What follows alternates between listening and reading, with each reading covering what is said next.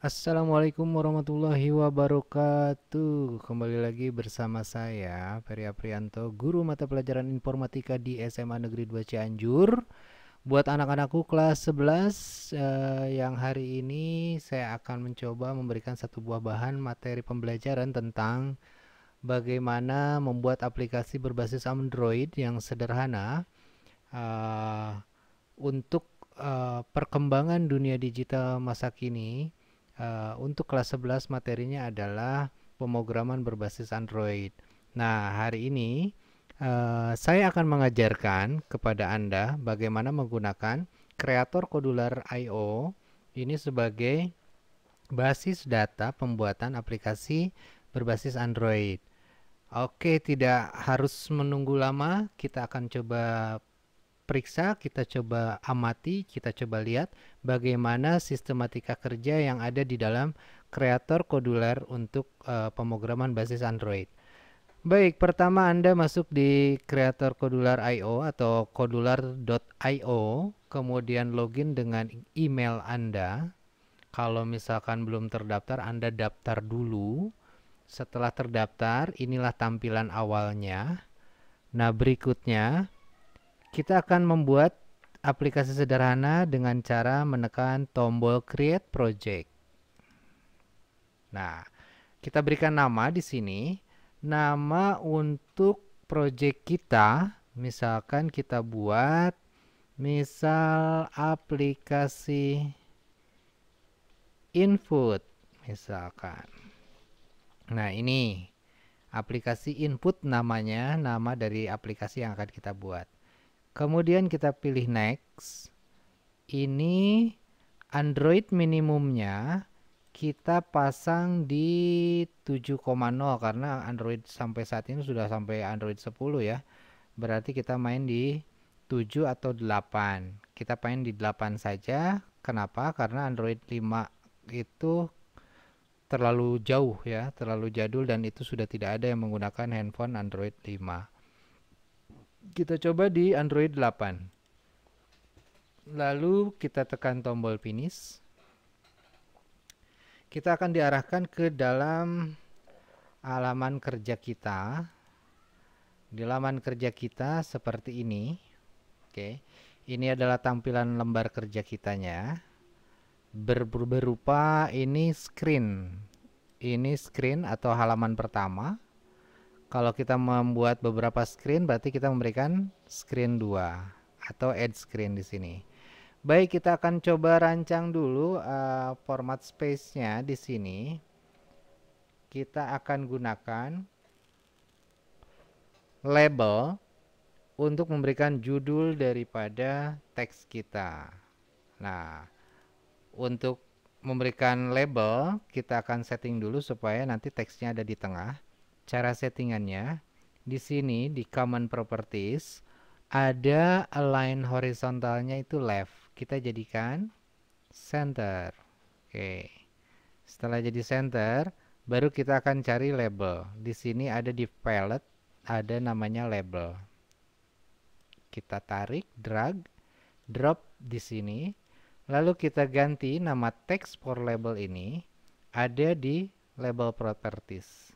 Di label properties kita ganti di sini. Kasih judulnya sesuai dengan nama aplikasi kita, misalkan aplikasi input data. Oke, barang misalkan. Aplikasi input data barang. Oke, ini seperti ini judulnya. Nah, kenapa seperti ini? Turun ke bawah. Karena di sini align text-nya left-nya 0. Kita jadikan center. Nah, maka jadi seperti ini. Oke. Nah, berikutnya kita akan coba berikan kolom inputnya di sini. Sebelumnya kita akan gunakan yang namanya arrangement. Oke. Di sini ada horizontal arrangement, ada vertical arrangement. Karena kita bentuknya vertikal, input datanya kita berikan vertical arrangement. Oke. Nah, ini kemudian kita jadikan di tengah. Lalu ini width-nya kita coba di parent. Ini juga bisa. Width-nya di parent aja biar jadi satu. Oke. Ininya di parent, jangan lupa ya. Width-nya di parent, jadi aplikasi input data barangnya cuma satu kalimat aja, tidak turun ke bawah, tidak wrap text. Nah, kemudian kita masukkan di sini, kita ketik saja di palette ini, misalkan text box.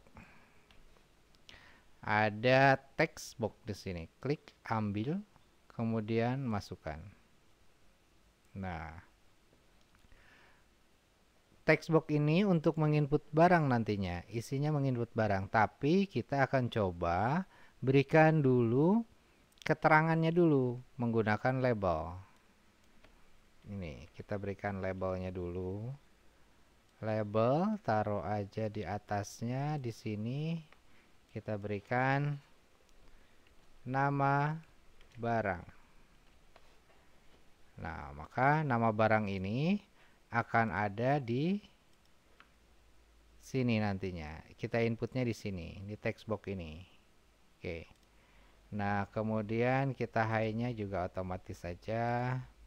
Ini namanya seperti tadi, line text-nya ini jadi di tengah.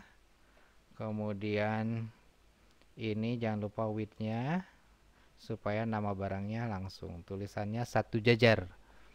Nah, kemudian kita berikan label yang berikutnya. Misalkan kita masukkan harga barang. Nah, ini juga kita buat di tengah, lalu difference. Setelah itu kita masuk ke dalam text box lagi. Kita pilih text box lagi. Ini sudah ada dua inputan, dua untuk pengisian. Kemudian setelah diisi dua-duanya ini, lalu kita akan coba buatkan tombol kirim atau button.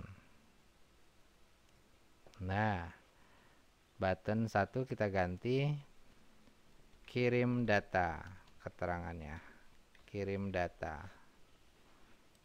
Maka setelah diisi dua isian ini, kemudian diklik kirim data, maka data ini akan masuk ke dalam halaman yang kedua. Nah, cara untuk menambahkan halaman keduanya, kita coba add screen di sini. Misalkan ini laman data. Maka kita diarahkan ke halaman kedua, dia masih kosong. Nah, ini untuk menampilkan dua data tadi, isian yang tadi, kita masukkan yang namanya ini, kita coba text label saja. Kita buat dua text label. Ini untuk apa? Ini untuk menampilkan data yang dikirim dari screen 1 dari sini, kemudian tombol kirim diklik, lalu akan muncul di halaman berikutnya. Disinilah akan munculnya. Ini nama barang yang label satunya, yang label 2-nya adalah harga. Ini akan muncul di sini. Nah, untuk menampilkan data ini di halaman 2, maka kita akan perlu memberikan satu buah blok program. Di mana cara membuat blok programnya? Di sini ada di bagian kanan atas, ada di sebelah designer namanya blok. Nah, blok inilah yang akan menjadi satu buah perintah untuk mentransfer data yang diinput di screen 1 ke halaman kedua. Baik, bagaimana caranya kita coba lihat dulu. Kita akan coba klik screen 1, lalu kita gunakan inisialis. Inisialis itu untuk mengenali screen 1. Oke. Kemudian, apa yang akan diperintahkan dipindahkan dari sini ke halaman 2, yaitu kita akan coba pilihannya textbox 1.text kita pilih. Textbox 1.text kita cari di sini .text, ini dia. Oke. Set textbox 1.text. Ini. Oke. Kita akan masukkan lagi yang kedua, kita duplikat karena ada dua textbox, kita ganti menjadi textbox 2. Lalu isinya apa di sini? Oke. Kita akan ambil di sini ada yang namanya control panel. Ini get value. Get value. Kita pilih ke sini. Kemudian kita duplikat juga. Oke. Nah, setelah ini kita akan coba berikan tombol button yang tadi, tombol tadi. Jika tombol button 1 diklik, maka yang terjadi harus pindah ke halaman kedua.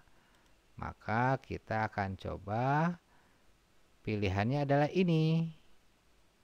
Oke. Klik yang ini. Pilihannya adalah yang kedua. Klik saja di sini namanya laman 2. Start value-nya. Misalkan apa ini start value-nya? Kita coba pilihannya textbox dan juga textbox 1 dan textbox 2. Maka kita gunakan di sini join. Oke. Pilihannya textbox 1 dan textbox 2.text. Nah, di sini kita ambil textbox 1.text. Dan kita duplikatkan. Pilihan yang berikutnya ada textbox 2. Jadi secara teori, ketika tombol ini ditekan, maka dia akan pindah ke halaman data, gitu kan, ke halaman yang kedua, screen kedua. Yang diambil datanya dari screen 1 adalah yang diinput di textbox 1 dan textbox 2. Nah, seperti itu. Oke, silahkan nanti dicoba dulu oleh Anda, karena untuk mengekspor data tes di sini kita bisa menggunakan Android, atau misalkan ini ada ke companion, ada yang ke connect USB, berarti ke HP. Ini untuk tesnya melalui ini. Karena saya tidak menggunakan BlueStack, biasanya kalau menggunakan BlueStack tinggal gunakan saja connect to companion. Di sini saya kebetulan di komputer saya tidak menggunakan yang namanya BlueStack. Jadi saya tidak bisa mencoba untuk mengaktifkannya. Nah, bagi siswa-siswaku semua kelas 11, jika sudah mengikuti petunjuk ataupun materi hari ini yang saya berikan tentang aplikasi input data barang dan juga blok programnya, silahkan Anda coba, Anda praktikan, Anda demonstrasikan sendiri sesuai dengan arahan yang saya berikan ini. Apakah berhasil atau tidak, silahkan Anda amati dan Anda laporkan ke saya. Oke, baik. Itu saja untuk video hari ini. Mudah-mudahan Anda dapat pahami walaupun video yang singkat ini. Semoga menjadi pengetahuan yang baru dan juga bisa berkarya sesuai dengan perkembangan zaman, yaitu generasi 5.0. Terima kasih sudah menyaksikan video pembelajaran hari ini. Sampai ketemu lagi di lain waktu. Assalamualaikum warahmatullahi wabarakatuh.